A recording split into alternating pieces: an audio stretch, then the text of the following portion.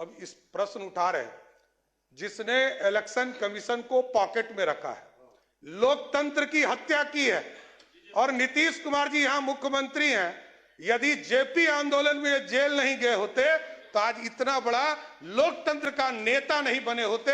उसका कारण कौन था? कांग्रेस पार्टी।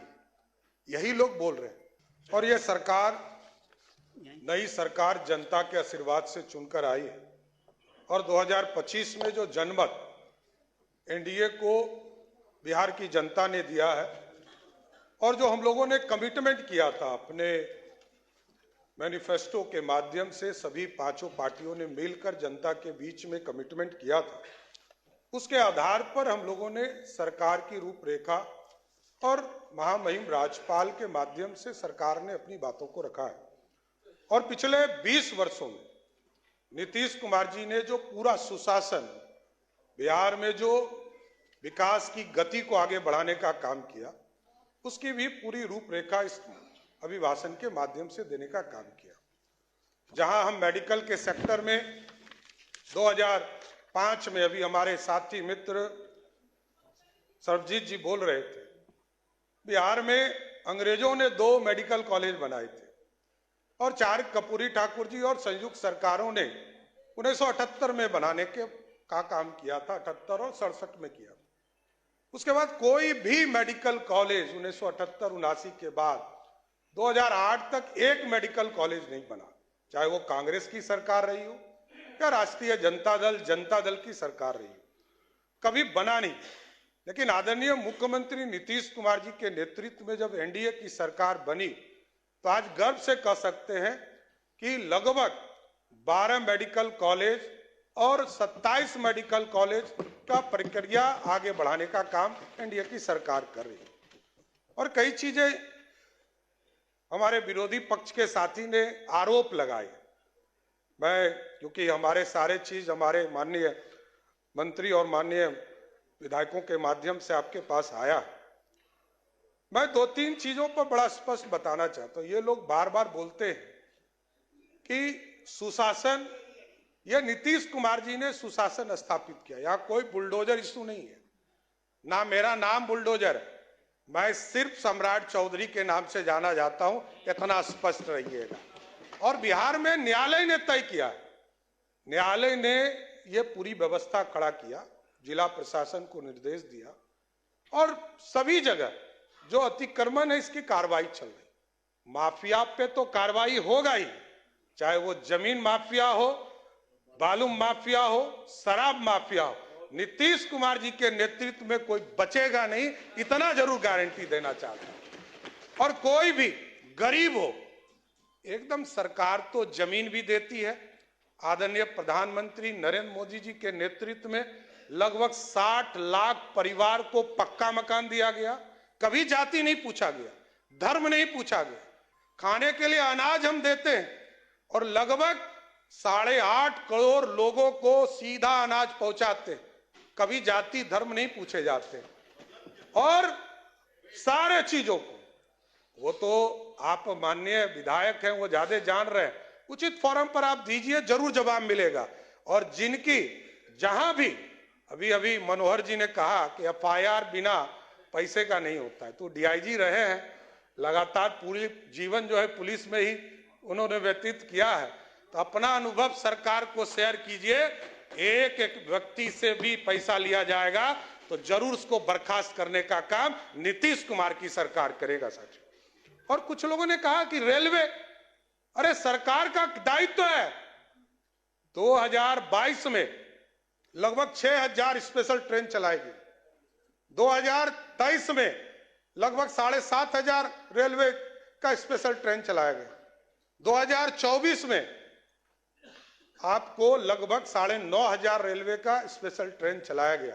और इस बार हम लोग गए थे, स्वयं गए थे, मैं गया था, केंद्रीय मंत्री ललन सिंह जी गए थे, संजय झा जी गए थे। हम लोगों ने जाकर आग्रह किया कि बिहार के लोगों को दिक्कत नहीं हो, यही लोग दिखाते थे। विरोधी पक्ष ही कांग्रेस के लोग, राजद के लोग दिखाते थे कि जो बाहर से लोग आते हैं उनको दिक्कत होती है। इस बार 12,500 ट्रेन बिहार में स्पेशल चलाकर बिहार को लोगों को लाने का काम किया। और स्वाभाविक ये लोग अब इस प्रश्न उठा रहे हैं, जिसने इलेक्शन कमीशन को पॉकेट में रखा है, लोकतंत्र की हत्या की है, और नीतीश कुमार जी यहां मुख्यमंत्री हैं। यदि जेपी आंदोलन में जेल नहीं गए होते तो आज इतना बड़ा लोकतंत्र का नेता नहीं बने होते। उसका कारण कौन था? कांग्रेस पार्टी। यही लोग बोल रहे हैं। जिस लालू प्रसाद जी को कहा गया कि गरीबों का बेटा, गरीब गुदरी का लाल बेटा। माननीय सदस्यगण, सदन की राय से आज के निर्धारित कार्य पूरे होने तक बैठक की अवधि विस्तार की जाती है। बोले जाए। आदरणीय अध्यक्ष जी, बहुत स्पष्ट है, सरकार की नीति एकदम स्पष्ट है। लालू प्रसाद जी मुख्यमंत्री बने, जिस जिस नारा को उन्होंने दिया वही नारा उन्होंने तोड़ने का काम किया। और स्वाभाविक है, कई हमारे साथी ने कहा कि अब तो लालटेन युग ही समाप्त हो गया, अब तो घरों में बिजली है, और बिजली बिल सिर्फ सत्ता पक्ष का नहीं, विरोधी दल के नेता का भी बिजली बिल आता है तो 125 यूनिट माफ कर कर आता है। यह नीतीश कुमार की सरकार है, किसी को छोड़ते नहीं है। 1 करोड़ 90 लाख परिवार है, जिसके सभी परिवार को 125 यूनिट बिजली मुफ्त हम देते हैं। और जानकारी लीजिएगा, और विस्तार से आपको माननीय सदस्य अभी नहीं आई हैं, आगे और अब विचार विस्तार से देखिएगा, सब्सिडी और अधिक देते हैं।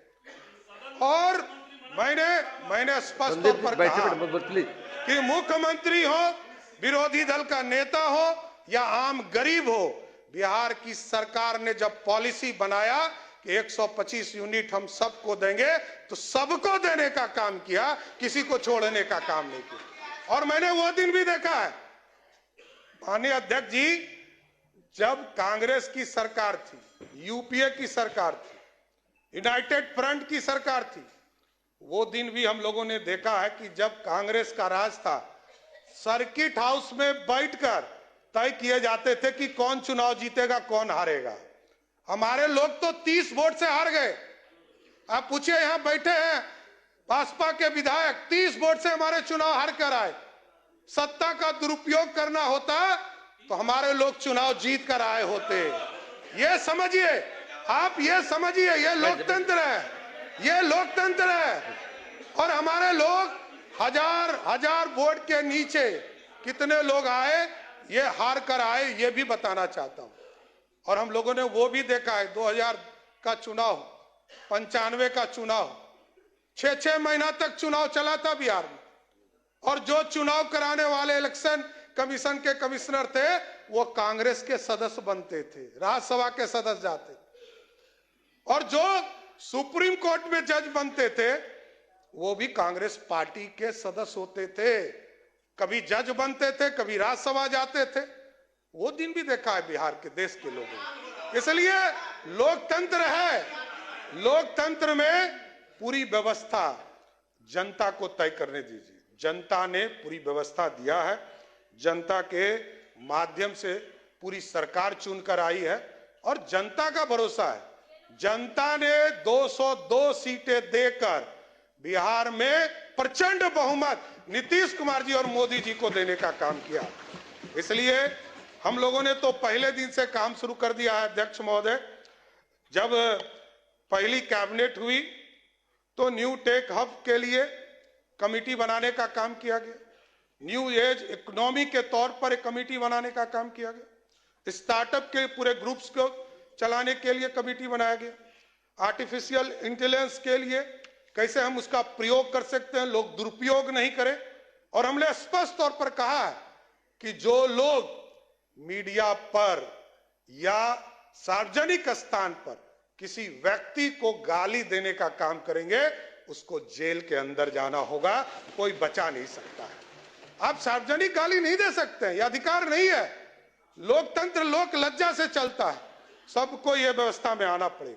इसलिए पूरी व्यवस्था लगातार नीतीश कुमार जी के नेतृत्व में चल रहा है। शुगर मिल के बारे में विजय जी ने बताया कि 25 शुगर मिल जो हमारे, उसमें से 9 जो बंद पड़े, उनको भी पूर्ण रूप से चालू करने का काम किया जाए।